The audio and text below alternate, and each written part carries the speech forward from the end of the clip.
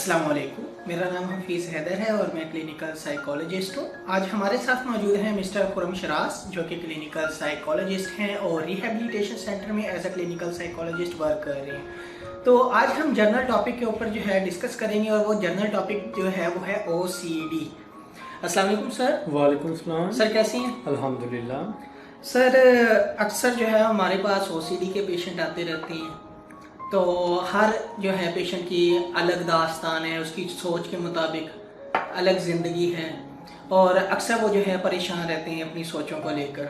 Even के बाद तो ऐसे पेशेंट देखे हैं वो मुख्तलिफ डॉक्टर्स के पास विज़िट करते रहते हैं और कहते हैं कि हमें जो है आराम नहीं मिल रहा, हम बहुत मजबूर हो चुके हैं, तो हमारा दिल करता है इस डॉक्टर से हमारा इलाज नहीं होगा, हम जो है किसी और डॉक्टर्स के पास विज़िट कर लें। इवन के एक दिन में जो है वो 10-10 डॉक्टर्स के पास भी विजिट कर लेते हैं। तो क्या कहना चाहेंगे ऐसे मरीजों के बारे में आप? अच्छा, सबसे पहले तो मैं थोड़ा सा ना OCD के बारे में बता दूं कि OCD आप सब लोगों को पता है कि जी एक काम को बार बार करना और वो वाला काम जो कि आप चाहते नहीं हो, अनवांटेड थॉट्स आती है, रिकरेंट आती है, परसिस्टेंट थॉट्स आती हैं जो कि आपके अंदर एक परेशानी या तशवीश की हालत पैदा कर देती है कि आप वो काम करने पे मजबूर हो जाते हैं। जब तक आप वो काम नहीं करते आपको सुकून नहीं मिलता। जैसे कि बहुत से लोग जो हैं बार बार हाथ धोते हैं, या बहुत से लोग कई कई घंटे वॉशरूम में नहाते रहते हैं, या बहुत से लोग जो हैं वो बार बार अपने रूम के दरवाजे को चेक करते रहते हैं लॉक किया कि नहीं किया, या बार बार एक ही बात किए जाते हैं, या बार बार चीज़ों की तरतीब से ही किए जा रहे हैं, बार बार काउंटिंग करते जा रहे हैं। ये सारी चीज़ें हैं ना, ये OCD में आती हैं। अब सबसे पहली बात ये है कि जी OCD के मरीज़ को हम किस तरह से कायल करें कि वो समझ सके कि एक्चुअल में उसके साथ होता क्या है। सबसे ज़्यादा बड़ा फेलियर तब आता है जब हम किसी मरीज़ को ये समझाने में नाकाम हो जाते हैं कि आखिर में उसके साथ मसला है क्या। जब तक उसको हम उसके मसले के मुतल्लक प्रॉपर गाइडलाइन प्रोवाइड नहीं करेंगे, वो बंदा जो है वो इलाज की तरफ विलिंग नहीं होगा। उसको इतनी अंडरस्टैंडिंग ज़रूर दे देनी चाहिए एक साइकोलॉजिस्ट को कि जी उसकी बीमारी है क्या, कैसे हुई, कैसे ख़त्म हो सकती है, उसका प्रोग्नोसिस बेहतर कैसे हो सकता है। और ये सारी चीज़ें हम साइको एजुकेशन में करते हैं। साइको एजुकेशन में बेसिकली होता कुछ इस तरह से कि अगर एक बंदा है जो आपके पास आता है OCD के सिम्टम्स के साथ, तो आप उसको एक एग्जांपल दें। इसको हम कहते हैं बेल वाली एग्जांपल भी कहते हैं। सपोज कि आपके घर में एक बेल है, अगर वो बेल बजे तो आप क्या करेंगे? वो बंदा डेफिनेटली कहेगा कि मैं बाहर जाऊँगा, देखूँगा कि जी कौन आया। इसी तरह वो बंदा जब बाहर जाएगा देखेगा कि कौन आया है, तो देख के आया, बाहर कोई भी नहीं, वो आके दोबारा बैठ गया, दोबारा से बेल होती है, अभी आके बैठा ही है, फिर बेल होगी, वो फिर दोबारा गया, जाके देखा कोई भी नहीं, फिर आके बैठ गया, फिर बेल हुई, फिर दोबारा गया, देखा कोई भी नहीं है, इर्द गिर्द कोई भी नहीं है। आया, आके उसने फ़ोन किया, फ़ोन करने के बाद जो भी इलेक्ट्रीशियन है उसे फ़ोन किया, उसने कहा कि जी आपके सॉफ्टवेयर में कोई ख़राबी आ गई है, बेल के जो सॉफ्टवेयर है उसमें कोई ख़राबी आ गई है, तो इसके लिए हम आपके पास बंदे भेजेंगे। वो बंदे तकरीबन अभी तो बिज़ी हैं, वो आने वाले 2 से 3 दिनों में आ जाएंगे।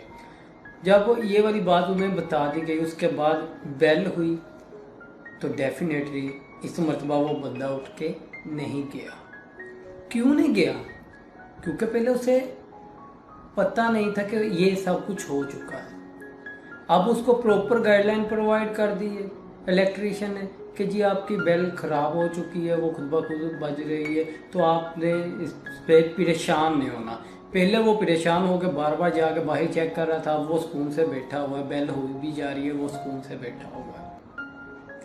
इसी तरह सेम जो एक OCD का पेशेंट होता है उसके साथ हो रहा होता है कि उसके जहन में एक बेल हो रही होती है, वो उस पर अमल कर रहा होता है, बेल हो रही होती है अमल कर रहा है, बेल हो रही होती है अमल कर रहा है। लेकिन अगर हम उसे ये समझा दें कि जिस तरह एक बेल का सॉफ्टवेयर होता है, इसी तरह दिमाग का भी एक सॉफ्टवेयर है। उस दिमाग में एक न्यूरो केमिस्ट्री है। अगर केमिस्ट्री में केमिकल्स का अगर जो तवाज़न की हालत है वो बिगड़ जाती है, तो उसकी वजह से हमारे दिमाग में खुद ब खुद बेल्स बजना शुरू हो जाती है, खुद ब खुद सोचें आना शुरू हो जाती हैं। तो आप भी यही समझें कि ये सॉफ्टवेयर में ख़राबी हो गई है और अब आप मेडिसिन लेंगे तो आने वाले कुछ दिनों में ये जो सॉफ्टवेयर आपके दिमाग में जो केमिकल केमिस्ट्री ख़राब हुई है वो ठीक हो जाएगी। तो वो बंदा फिर उसके बारे में तशवीश में मुब्तला नहीं होगा। अगर उसके ज़हन में वो सोचे आई भी जा रहे होंगे, वो उस पर एक्ट नहीं करेगा, क्योंकि उसे भी पता चल गया है कि ये उसकी गैर हकीकी सोचें हैं, वो उसके अंदर तशवीश पैदा कर रही हैं। जिस तरह वो बेल का उसे इलेक्ट्रिशियन ने बताया, उसके बाद वो उठ के नहीं गया, तशवीश में नहीं मुब्तला हुआ, परेशानी में मुब्तला नहीं हुआ।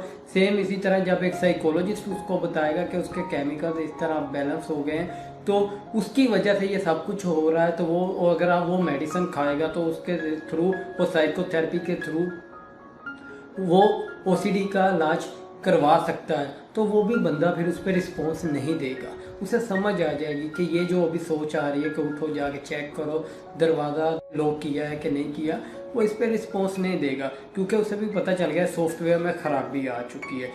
सर मोस्टली जो है बहुत सारे ऐसे पेशेंट हमारे पास विजिट करते हैं और कहते हैं कि हमें इन सारी चीज़ों का पता है, लेकिन हम जो है कंट्रोल नहीं कर पाते, हमसे रहा नहीं जाता उस सोच के बरक्स।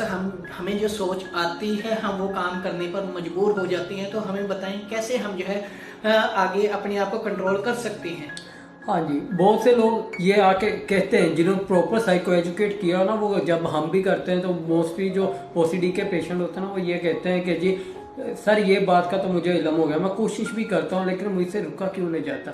आप उन्हें कहें कि पहले जो आपने ज़िंदगी गुजार दी है ना ओसीडी के सिम्टम्स के साथ, आपकी वो एक हैबिट बन गई है, वो आपका एक बिहेवियर बन गया है। और कोई भी बिहेवियर आहिस्ता आहिस्ता से हम उसको ख़त्म करते हैं, उसकी फ्रीक्वेंसी, उसकी इंटेंसिटी और उसके ड्यूरेशन को, ना कि वो यकदम आपने उसके साथ ज़िंदगी गुजारना सीख लिया हुआ है कि ये सोच आएगी तो मैंने उठ के जाना है। अब एक बंदा जो उसके साथ ज़िंदगी गुजारना सीख चुका हो तो उसको दोबारा किसी नई चीज़ के साथ ज़िंदगी गुजारने में, एडजस्ट होने में टाइम लगता है। अगर आप एक दो मरतबा, अगर सपोज 10 मरतबा आपके अंदर बेल बजी है कि जी आपके दिमाग में बेल बजी है या आपके जहन में सोच आई है कि आप ये काम करें, आपने 8 मरतबा नहीं किया, 2-3 मरतबा कर भी लिया, तो इसमें परेशानी की बात है, बल्कि अपने आप को अप्रिशिएट करें, मोटिवेट करें कि एटलीस्ट आपने हाफ टाइम अपने आप को कंट्रोल तो किया है ना। अब जब वो हाफ टाइम होगा, आहिस्ता आहिस्ता वो हाफ टाइम बढ़ता जाएगा और जो जितना आप कम यानी कि उस पर रिस्पॉन्स देते हैं वो आहिस्ता आहिस्ता कम होता जाएगा। तो इसमें भी ओसीडी में भी बेसिकली इसी तरह होता है कि जो हमारे सिम्टम्स होते हैं ना, हम उसको रेटिंग करते हैं कि अगर हाथ धोना है तो वो कितने पर, 1 से लेकर 10 के दरमियान, वो कहता है 9 है।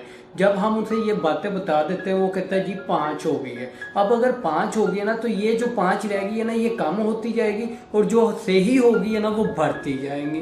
कि जैसे अब मैं हाथ नहीं धो रहा, कितने ने धो रहे कि जी 6 हो गए, 7 हो गए, 10 में से 9% जो है वो अब मैं हाथ वॉश नहीं करता। अगर इस तरह की सोच है, 1% रह गया, तो इसका मतलब क्या है कि प्रोग्रेस जो है वो बहुत ज़बरदस्त हो रही है, प्रोग्नोसिस जो है वो बेहतरीन है। और प्रोग्नोसिस के लिए, इलाज के लिए सबसे जो एक अहम चीज़ होती है वो आपकी सिलेक्शन होती है। अगर तो एक प्रॉपर और एक एक्सपीरियंस साइकोलॉजिस्ट से आप करवाएंगे तो उसका अफेक्ट आपको कुछ ही दिनों बाद नज़र आना शुरू हो जाएगा। थैंक यू सर खुर्रम, आपने जो है ओसीडी के बारे में बताया और स्पेशली जो है बेल सॉफ्टवेयर के बारे में बताया। जाहिर सी बात है कि जो भी ओसीडी का पेशेंट होता है, जिस तरह की भी उसको ख्यालात आ रही होती हैं, वो उसकी जो है हार्डवेयर के अंदर प्रॉब्लम नहीं होती, उसके सॉफ्टवेयर के अंदर प्रॉब्लम होती है। और वो जो सॉफ्टवेयर है वो ब्रेन के अंदर केमिकल के इम्बेलेंसमेंट्स होती हैं। तो इसलिए वो जो है कुछ वक्त के बाद जो है मेडिसिन के थ्रू और ख़ुद उसकी विलिंगनेस के थ्रू जो है वो रिलैक्स हो सकते हैं, एक स्टेबल लाइन के ऊपर आ सकते हैं। तो ऐसे पेशेंट जो मुख्तलिफ डॉक्टर्स के पास विजिट करते रहते हैं, वो जो है उनको चाहिए कि किसी एक साइकोलॉजिस्ट के साथ ही कंसर्न करें और वहाँ से अपना प्रॉपर ट्रीटमेंट जो प्लान उसने स्टार्ट किया है उसको कंटिन्यू करें ताकि उसके इलाज में बेहतरी आ सके। और अगर आप लोगों में से किसी को भी किसी किस्म की भी हेल्प की ज़रूरत हो या ओसीडी से रिलेटेड साइको एजुकेशन की ज़रूरत हो या उसके ट्रीटमेंट की करवाना चाहते हो आप लोग, मेरा नंबर भी इधर अवेलेबल है, हफीज़ साहब का भी, तो आप हमसे रब्ता कायम कर सकते हैं। शुक्रिया, थैंक यू, अल्लाह हाफिज़। और इंशाल्लाह हम मिलते हैं एक नई वीडियो के साथ। अपना बहुत सारा ख्याल रखिएगा। ओके, अल्लाह हाफिज़, अल्लाह निगहबान।